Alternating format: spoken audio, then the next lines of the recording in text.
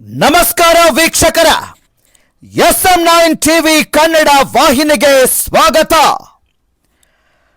ಮಾನ್ಯ ಘನ ಸರ್ಕಾರದ ಪಂಚ ಗ್ಯಾರಂಟಿ ಯೋಜನೆಗಳಲ್ಲಿ ಒಂದಾದ ಗೃಹಲಕ್ಷ್ಮಿ ಯೋಜನೆಯ 3 ವರ್ಷಗಳು ಪೂರ್ಣಗೊಳಿಸಿದ ಪ್ರಯುಕ್ತ ಗ್ರಾಮ ಪಂಚಾಯಿತಿ ಬಸ್ತವಾಡ ಗ್ರಾಮ ಪಂಚಾಯಿತಿಯಲ್ಲಿ ಆಲದ ಗಿಡವನ್ನು ನೆಡುವ ಮೂಲಕ ಆಚರಣೆ ಮಾಡಲಾಯಿತು.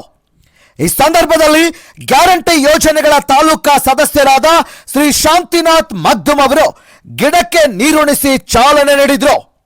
ಕಾರ್ಯಕ್ರಮದಲ್ಲಿ ಪಂಚಾಯಿತಿ ಅಭಿವೃದ್ಧಿ ಅಧಿಕಾರಿ PDO ಲಕ್ಷ್ಮೀನಾರಾಯಣ್, ಅಂಗನವಾಡಿ ಕಾರ್ಯಕರ್ತರು ಹಾಗೂ ಆಶಾ ಕಾರ್ಯಕರ್ತೆಯರು, ಗೃಹಲಕ್ಷ್ಮಿ ಯೋಜನೆಯ ಫಲಾನುಭವಿಗಳು, ಸಾರ್ವಜನಿಕರು ಹಾಗೂ ಪಂಚಾಯಿತಿ ಸಿಬ್ಬಂದಿ ಹಾಜರಿದ್ದರು.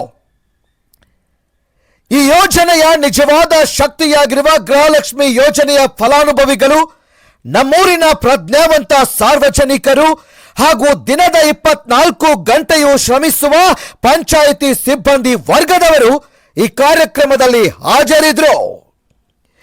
Bureau report, Shantinath Magdum, SM9 TV Kannada news, Hukkeri. ಎಲ್ಲರಿಗೂ ನಮಸ್ಕಾರ. ಇವತ್ತಿನ ದಿನ ಗ್ರಾಮ ಪಂಚಾಯಿತಿ ಬಸ್ತವಾಡದಲ್ಲಿ ಮಾನ್ಯ ಘನ ಸರ್ಕಾರ ಏನು ಪಂಚ ಗ್ಯಾರಂಟಿ ಯೋಜನೆಗಳನ್ನು ನಿರಂತರವಾಗಿ ಅರ್ಹ ಫಲಾನುಭವಿಗಳಿಗೆ ತಲುಪಿಸ್ತಾ ಇದೆ.